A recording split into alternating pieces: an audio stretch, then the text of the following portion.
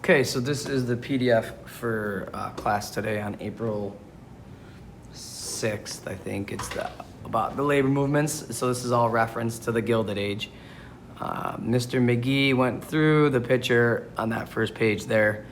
There's just a bunch of different photos, some strikes that happened. The big thing he kind of focused on, the push was for, if you look at the picture, I think I could do a laser pointer, right? Maybe I gotta use this. Hold on. So this guy right here, the 8 hours, 8 hours, 8 hours. So 8 hours for work, 8 for rest, and 8 for leisure. Because up to this point, people were working like 12 to 16 hours per day. All right, so I will go through here. So example of industrial revolution working conditions. Due to a high unemployment rate, workers were very easily replaceable and had no bargaining power with employers. There was an increase in population and landowners enclosed common village lands, forcing people from the country to go find work. Wages were very low. Women and children received less than half the wages of men and had to do the same amount of time. There were no unions that could represent workers, and the Combination Acts outlawed unionizing or protesting for better industrial revolution working condition. Most people worked between 12 and 16 hours per day, 6 days a week, without any paid holidays or vacation. Safety hazards were everywhere. Machines didn't have any safety covers or fences, and children as young as 5 years old were operating them. Iron workers worked in temperatures of 130 degrees and higher every day. Accidents on the job happened regularly. People did not have many break times. There was usually only one hour-long break per day. Factories were dusty, dirty, and dark. The only light source was sunlight that came in through a few windows. Because the machines ran on steam from fires, there was smoke everywhere. Many people ended up with eye problems and lung diseases. Small children had to work in coal mines without candles if the family was too poor to buy candles, and were beaten by the miners if they fell asleep. Young girls had to pull sledges or carts with coal all day long, which would deform their pelvic bones and caused a lot of deaths during childbirth. The children did not get any sunlight, physical activity apart from work. They're getting a ton of physical activity, but not the kind they should be, or education, which led to deformities and a shorter than average length. So that means the kids were shorter. Should someone get injured on the job and be able to work, they would be abandoned. Wages would be stopped immediately, and no medical attention would be given to them. Injured workers usually lost their jobs and did not get any compensation. And remember, at this time, most people were farmers. So unlike the country life they were used to, work in a factory was fast-paced and focused on production. There was no chit-chat or conversation allowed. And those who still had family in the farm areas could not head home to help with the harvest if they wanted to keep their jobs. All right, so then you got a video you can watch, and then I'm gonna go through and read these slides. So the hardships of factory work. In the 1880s and 90s, factory owners seeking to keep down production costs employed people who would work for low wages. Immigrants made up a large percentage of the workforce. Far from home, lacking good English speaking skills, and often very poor, immigrants would generally take almost any job. Factory workers toiled long hours, 12 hours a day, 6 days a week. Countless thousands of others worked similar hours in small, hot, dark, and dirty workhouses known as sweatshops. Sweatshop workers, mainly women, labored long hours at machines making mass-produced items. Owners ensured productivity by strictly regulating workers' days. They clocked work and break hours and fined workers for breaking rules or working slowly. Factory work was often dangerous. Workplaces were poorly lit, often overheated and badly ventilated. Some workers lost their hearing from the noisy machines. Accidents were common both from faulty equipment and from a lack of proper training. Despite the harsh conditions, employers suffered no shortage of labor. There was always more people than there were jobs. So you, on the left side here, need to answer the question, what 3 words, that's all you gotta do, 3 words. 1, 2, 3. What 3 words would you use to explain the working conditions in the factories? Okay, children in the workplace. So you can see a picture of 2 little kids here. no shoes on, standing on the machines, no protective gear.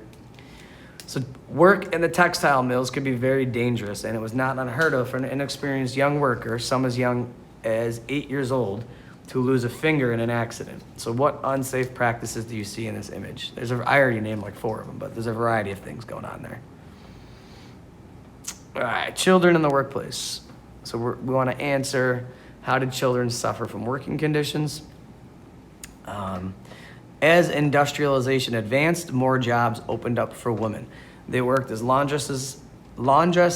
I think that means people who clean clothes. Telegraph operators, that was the first form of the phone. Not a phone, but that's what came before. That was what was before the phone. And typists, so that means they would type documents up. But most women and their families worked in the factories. Since low wages meant that both parents needed jobs, bringing children to work kept them off the streets and close to their parents. It also meant that the children could earn a wage, which helped the family to survive. By the end of the 1800s, nearly 1 in 5 children between the ages of 10 and 16 worked rather than attending school. So you guys right now, you wouldn't be working if you lived back then. You'd be working in a factory with a high likelihood of maybe dying or getting severely injured. So many suffered harsh conditions. So second paragraph. By the end of the 1800s, nearly 1 in 5 children between the ages of 10 and 16 worked rather than attending school. Harsh conditions affected these children deeply. Many suffered stunted physical and mental growth. By the 1890s, social workers began to recognize the social issues caused by child labor. They lobbied to get children out of factories and into childcare or schools. Eventually, the efforts of social workers and other reformers prompted states to pass legislation to stop child labor. So we got to answer, how did children suffer from working conditions? There's a whole bunch of info here. All right, next one, company towns and wage slavery. We want to explain, again, this is like a sentence you're writing, how company towns were beneficial to the employer, so the person who owned the company. So many laborers, especially those who worked in mines, were forced to live in isolated communities near their workplaces. The housing in these communities, known as company towns, was owned by the business and rented out to employees. The employer also controlled the company store, where workers were forced to buy goods. The company store sold goods on credit but charged high interest. As a result, by the time the worker was paid, most of the wages were owed back to the employer. Since workers could be arrested if they left their jobs before they completely repaid the debts, employers could hold on to workers through a system that worker advocates called wage slavery. Through management of their company towns, for example, Mexican, African American, or Chinese workers could be segregated into separate towns. There was little incentive for industry owners to keep up the company towns, so they were often run down and unhealthy places to live. So how was it beneficial to the owner of the company to have a company town? Remember, there was a company store where they had to buy their goods. So it was not good for the worker. Okay, the growth of labor unions. On this slide, we want to answer, why did workers form labor unions? So industrialization and free enterprise lowered the prices of consumer goods, but helped business investors gain large profits. So these were the people who invested in the businesses. The wealthy people are the people who owned. So they were making large profits. Workers usually did not object to their employer making a profit from their work. After all, if the business was not profitable, it could close and leave workers jobless. Keeping companies profitable was in the best interest of the workers as well. However, workers were understandably frustrated that their wages did not earn enough to buy many consumer goods, even at lower prices. They also resented working in unsafe conditions that in some cases ruined their health and therefore their ability to earn a living. Increasingly, workers organized to take complaints about wages and working conditions to their employers. Employers usually opposed the growing labor movement, which they saw as a threat to their businesses and profits. Employers tended to view efforts to improve wages or working conditions as a violation of their property rights, their right to run their business as they saw fit. So this picture looks like kids that are picketing or protesting, saying they want to go to school, not work. So why did workers form labor unions? What was the point? Okay, next slide. We are looking at what is collective bargaining. Okay, that is something that unions have. It allows unions to negotiate with the owners of the company to agree to wages, compensation, salary, benefits, all that good stuff. Benefits would be like insurance and stuff. So as early as the 1820s, factory workers tried to gain more power by using the technique of collective bargaining, or negotiating as a group with their employer for higher wages or better working conditions. A related tool to collective bargaining was the strike, in which workers refused to work until certain demands were met. Most strikes were local, but sometimes they involved workers in a whole industry across a state, a region, or the country. The first national labor union, founded in 1834, was the National Trades Union, open to workers from all trades. It only lasted a few years, and no new unions formed in the wake of the depressions of the late 1830s. However, strikes succeeded in reducing the length of the workday in some regions. By the mid-1800s, a 6-day work week with a 10-hour work day became the standard in most New England regional factories. Gradually, national unions began to reappear. So we want to know, what is collective bargaining? And that's going to be like right here. Okay, socialism influences labor. So this is supposed to say, what do socialists believe, and why did most Americans reject communism? So in the 1830s, a movement called socialism, excuse me, spread throughout Europe. Socialism is an economic and political philosophy that favors public instead of private control of property and income. Socialists believe that society at large, not just private individuals, should take charge of a nation's wealth. That wealth, they argue, should be distributed equally to everyone. So what do socialists believe? You're going to find that right here.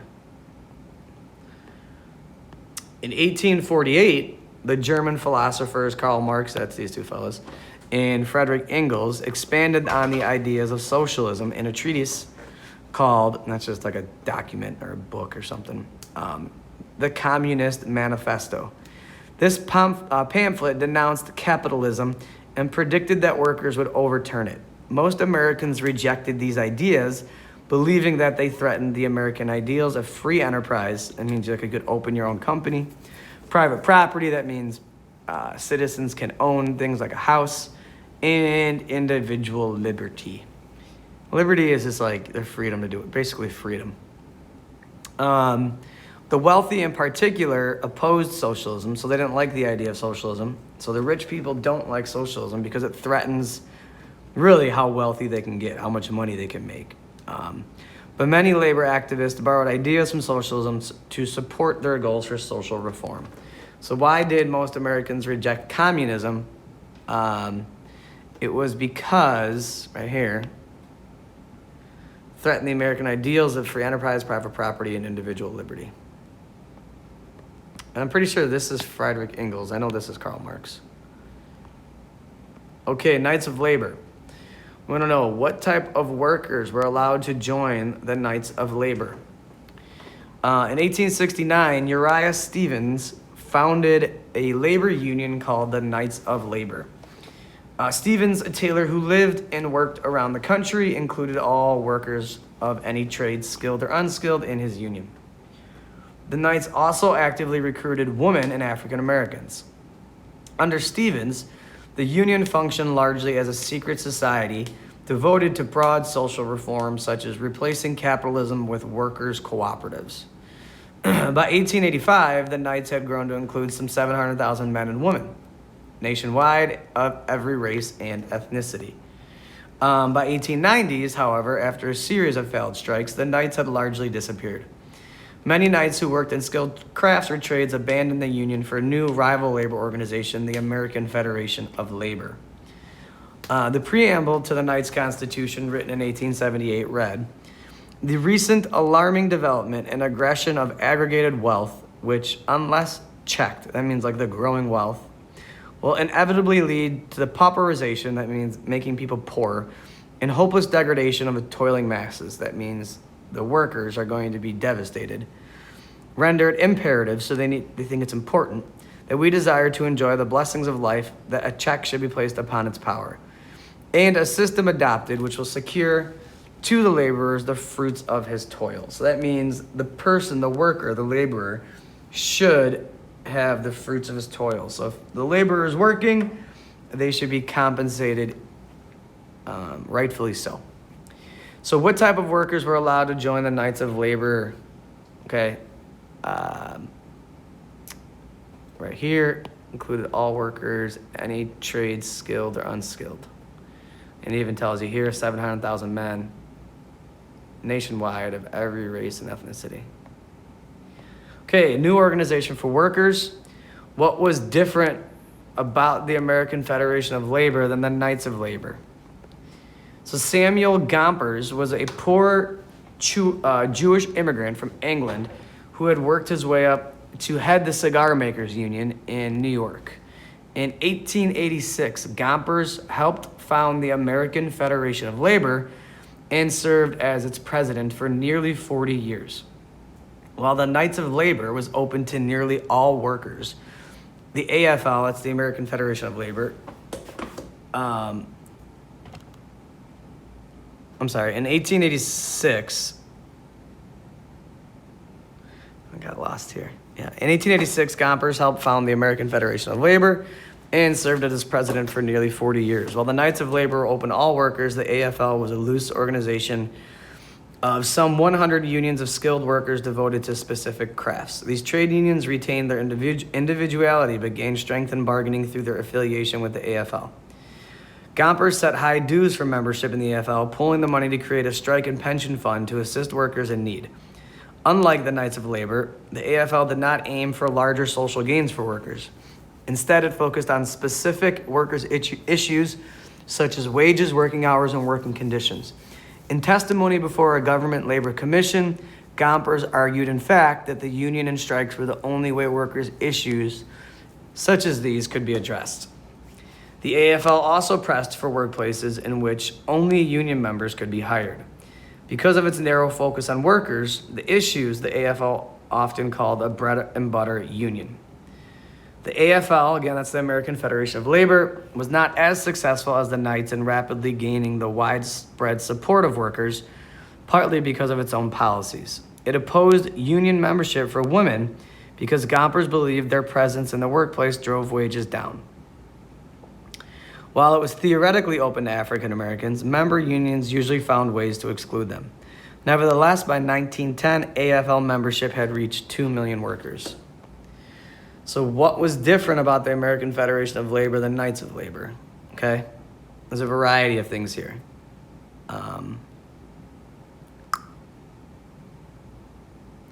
So the AFL was a loose organization of 100 different unions. They had high dues. They did not look for social gains, but they focused on wages, working hours, working conditions. And they opposed union membership for women because Gompers believed it drove wages down. And though they were theoretically open to African Americans, there usually wasn't a lot of them. Okay. So on this slide, we're looking to answer what happened at Haymarket Riot. What was the result of Haymarket Riot? As membership in labor unions rose and labor activists became more skilled in organizing large-scale protests, a wave of bitter confrontations between labor and management hit the nation. The first major strike occurred in the railroad industry in 1877.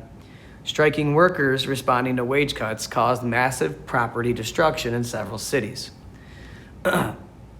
State militias were called to protect strikebreakers or temporary workers hired to perform the jobs of striking workers. Those are called like scabs now.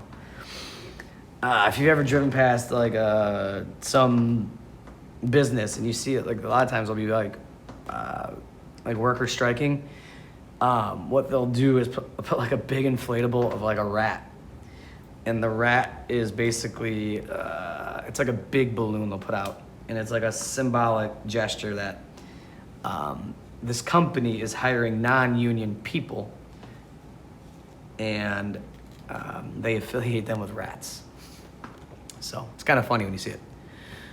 And then the last sentence of the first paragraph. Finally, the federal government sent in troops to restore order. In the decades to follow, similar labor disputes would affect business, the government, and the organization of labor unions themselves. So workers protest in Chicago. In May 1886, thousands of workers mounted a national demonstration for an 8-hour workday. Strikes erupted in several cities and fights broke out between strikers and strike breakers. Conflict then escalated between strikers and police, who were brought in to halt the violence. On May 4th, protesters gathered at Haymarket Square in Chicago. The diverse crowd included anarchists or radicals opposed to all government in general.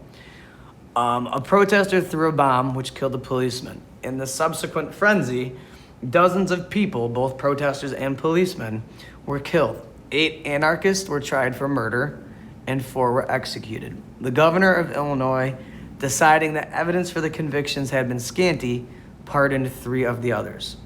The 4th had already committed suicide in jail, and the Haymarket riot left an unfortunate legacy. The Knights of Labor fizzled out as people shied away from radicalism. Employers became even more suspicious of union activities, associating them with violence. In general, much of the American public at that time came to share the view. So unions kind of had a nice little run, and then after the Haymarket riot, people were kind of skeptical. So what happened at the Haymarket riot? That's right in the beginning here. All right, a little background, but this tells you what happened. And what was the results? Well, let's see. 8 anarchists were tried for murder, 4 were executed, 3 of them were pardoned, and also the legacy it left was that labor unions were now looked upon negatively because they were associated with violence based upon that protest. All right, next for this slide, what happened at the Homestead strike and what happened at the Pullman strike. So steelworkers clash with the Pinkertons. In the summer of 1892, a Carnegie steel plant in Homestead, Pennsylvania, cut workers' wages. The union immediately called a strike. Andrew Carnegie's partner, Henry Frick, responded by bringing in the Pinkertons, a private police force known for their ability to break up strikes. So these are like the thugs that they hired just to basically beat up and kill and break up strikes. The Pinkertons killed several strikers and wounded many others in a standoff that lasted some 2 weeks. Then on July 23rd, an anarchist who had joined the protester tried to assassinate Frick. The union had not backed his plan, but the public associated the two. So and this anarchist did not have the backing of the union to try to do this assassination, but publicly it looked like the union was encouraging this person to assassinate Carnegie's partner, Frick. Recognizing that public opinion was turning against unions, the union called off the strike in November. The Homestead strike was part of an epidemic of steelworkers and miners' strikes that took place as an economic depression spread across America. In each case, troops and local militia were called to suppress the unrest. So what happened at the Homestead strike? You could pull a bunch of stuff from up here, but really this last sentence gives you exactly what you need. All right, a union addressed the social issues in a Pullman town. In 1893, inventor George Pullman, whose Pullman Palace Car Company produced luxury railroad passenger cars, laid off many of his workers and cut wages by 25%. Although the economic slowdown plaguing the nation at the time justified this action to some degree, Pullman did not reduce the rents in his company town near Chicago where his workers lived. So that was a company town, right? Pullman had a company town where people lived. Issue was wages were cut by about 25%, so they're getting paid 25% less. So if they were getting paid, let's say, $25 a day. I could be way off, but I'm probably not that much off. That was reduced by 25%, okay? So that's not easy. That basically means that, let's say they're making $20 a day. That means they are now making $15 a day. But Pullman didn't reduce the rent. So they were making less, but still paying the same. Okay, so we're right here. In May 1984, workers sent a delegation, that means they sent a group of people to represent them, to discuss their desperate situation with Pullman. He refused to negotiate and fired 3 workers. His other workers responded by going on a strike. When Pullman brought in strike breakers, so maybe the Pinkertons or someone similar to the Pinkertons, the workers turned to the newly organized American Railway Union, ARU, for help. Founded by former railroad worker Eugene V. Debs, the ARU was organized as an industrial union, grouping all railroad workers together rather than into separate trade unions according to the jobs they held. Debs believed that industrial unions allowed workers to exert united pressure on employers. So what happened at the Pullman strike? So the reason it happened, workers were laid off, wages cut by 25%. Pullman did not reduce the rent, even though they're getting paid less. So the workers sent a delegation. Pullman refused to negotiate, fired 3 of them. And then as a result, Eugene Debs went to the American Railway Union and to look for help from that union. Okay, so list 3 things that a worker might have living in a company town. So let's look at this. So Pullman, Illinois, I just drove past here 2 weeks ago. This was a famous company town. So I'm right here. So Pullman intended his clean, neat company town to protect workers from immoral influences. He chose a site 13 miles away from union organizers, strikes, slums, and saloons. So he didn't want any immoral things in his mind to influence his workers. The cost to build. So it cost about $8 million to build this area called Pullman. In 1844, the population was 8,500. And 8 years later, almost doubled. It's almost 15,000. So though Pullman was one of the largest employers of African Americans in the nation, few of them lived in Pullman. I think it's called Pullman Park now.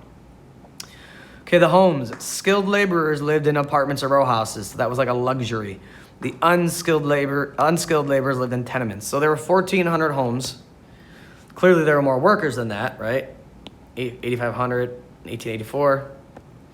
The unskilled, so I don't know how they separated the skilled versus the skilled, but they lived in tenements. That basically means they kind of like lived in little temporary, probably shanties, huts, shacks, whatever they could build.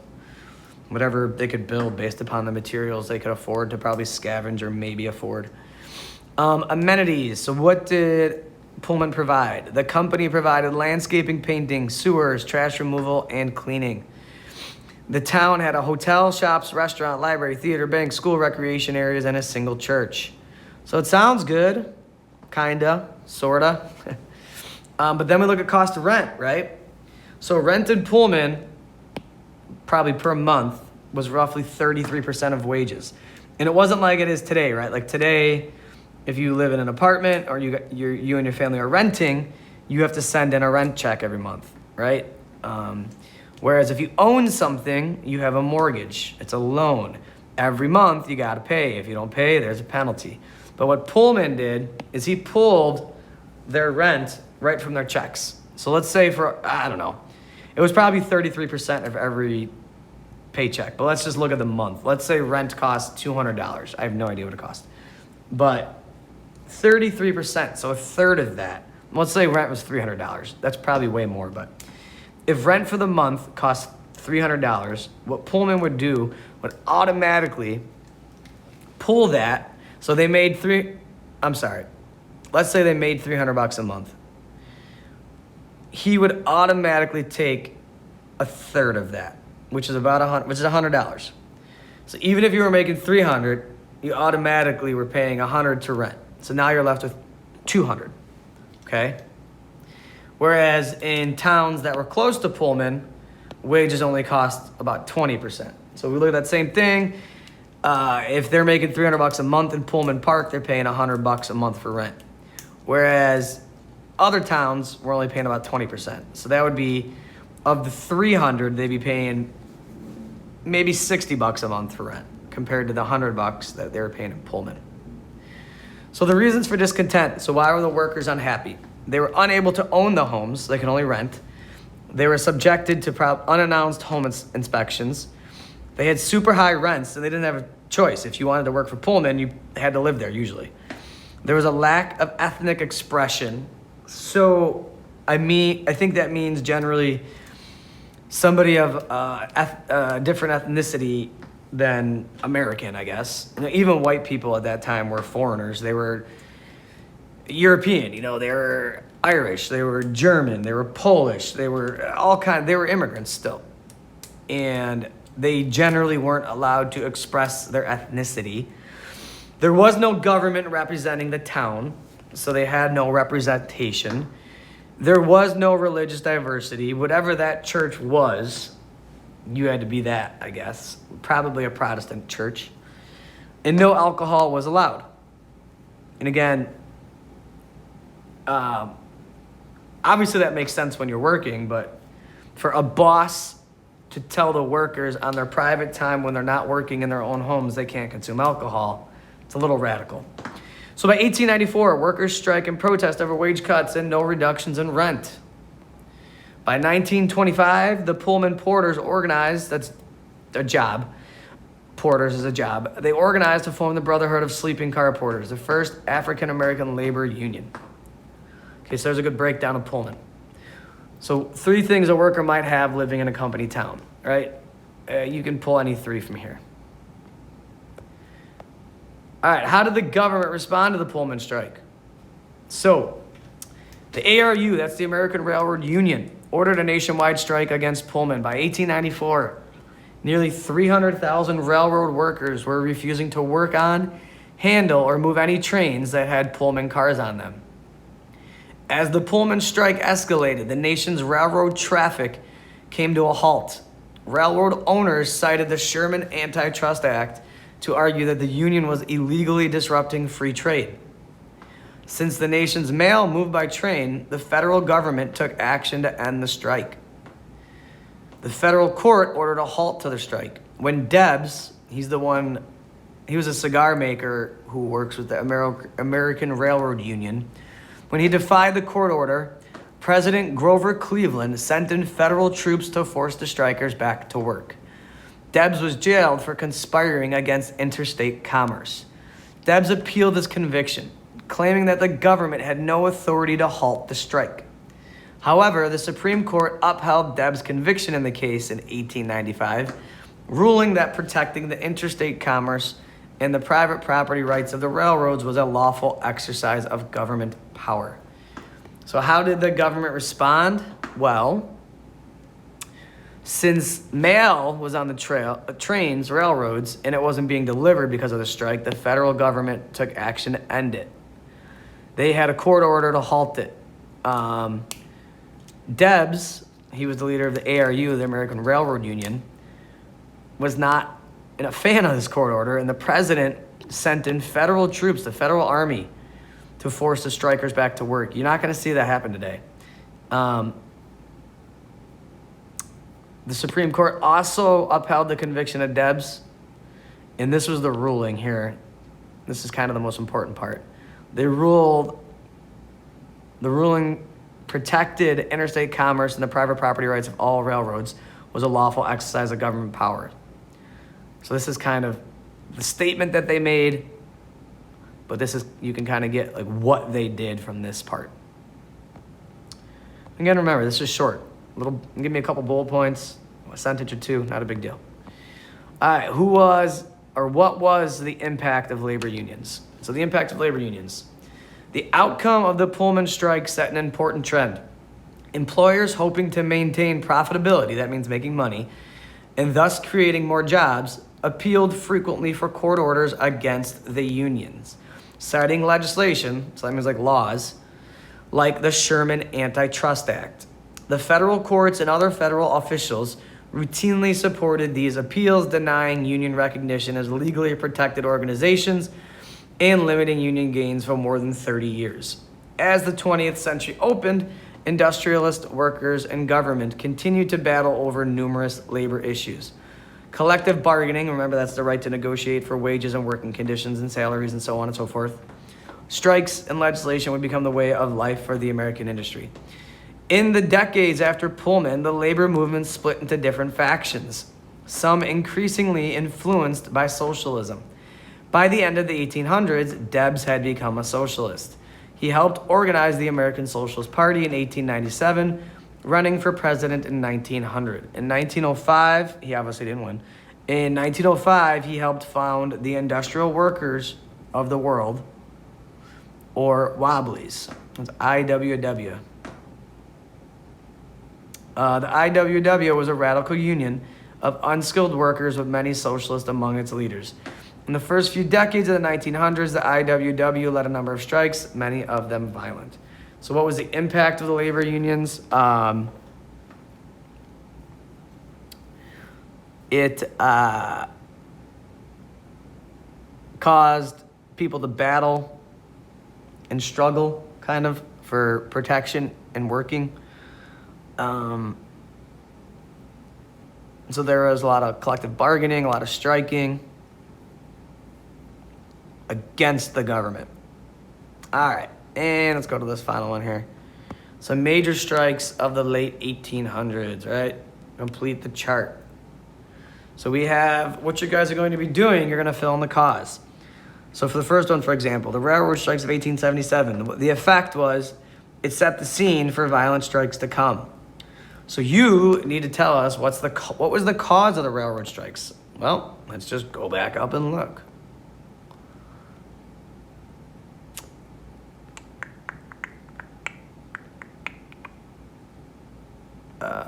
Railroad strikes, where are we?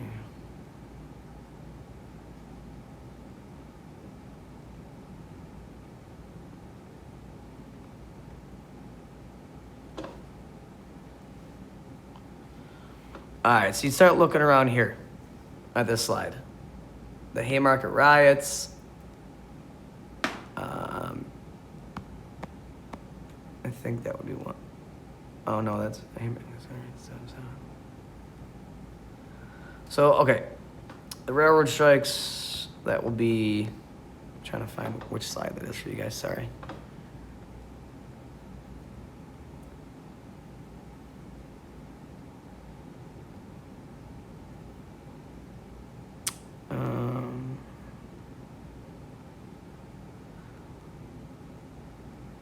Where's the railroad strikes? I'm not finding the slide for that.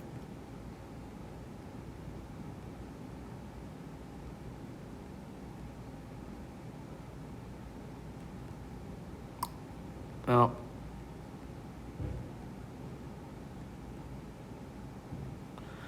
It's right here. That's just, you're gonna be looking right here. That's what you'll be using, right? So they want to know what was the cause of the 8 railroad strikes in 1877. Let's take a look. As membership in labor unions rose and labor activists became more skilled in organizing large-scale protests, a wave of bitter confrontations between labor management hit the nation. Striking workers responding to wage cuts caused massive property discussion. So workers were striking responding to wage cuts. So the cause, I'm going to do the first one with you, was workers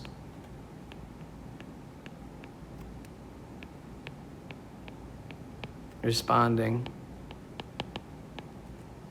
to wage cuts. So I'm giving you 1, but you still need to find another one on your own.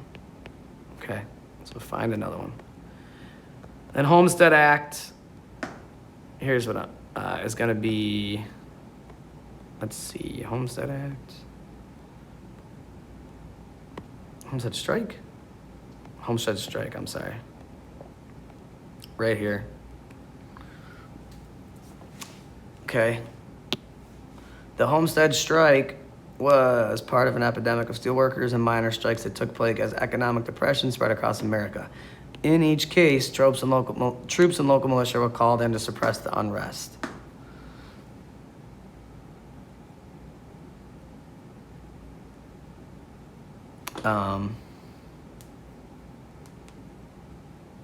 What caused it? Well, the Pinkertons killed several strikers and wounded many others. Okay. So one cause, you have to do another, would be Pinkertons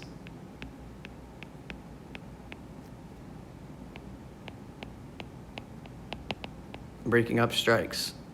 What did they do? Give me one more. So what did the Pinkertons do?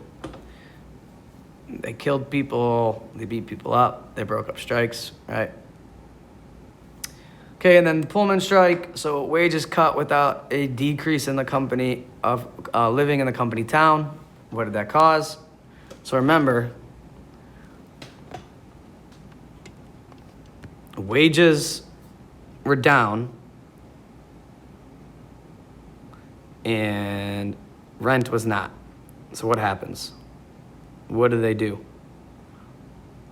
What do the workers do? Okay?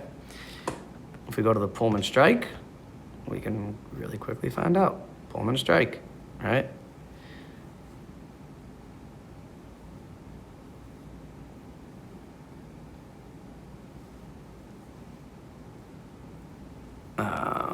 I'm just reading this paragraph here.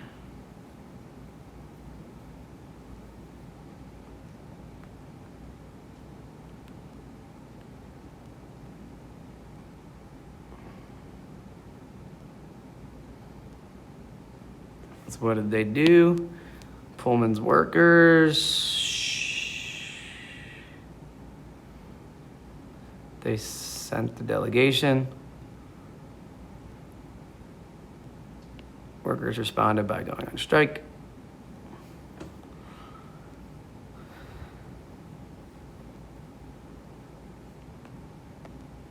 Okay. And then Haymarket Square. So the cause of Haymarket Square was part of a campaign to achieve an 8-hour workday. But what actually happened in 1886 in the Haymarket Square? Let's go take a look-ski. Where's the Haymarket Square?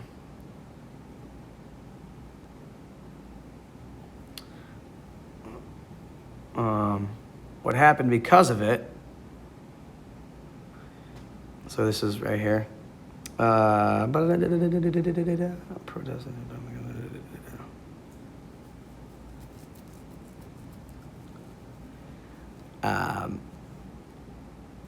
of right here. The Knights of Labor fizzled out. Employers became more suspicious. So it didn't really pan out well. Okay? So it's pretty simple. You're gonna need, you wanna add one more here, add another one here, answer this one, and answer that one.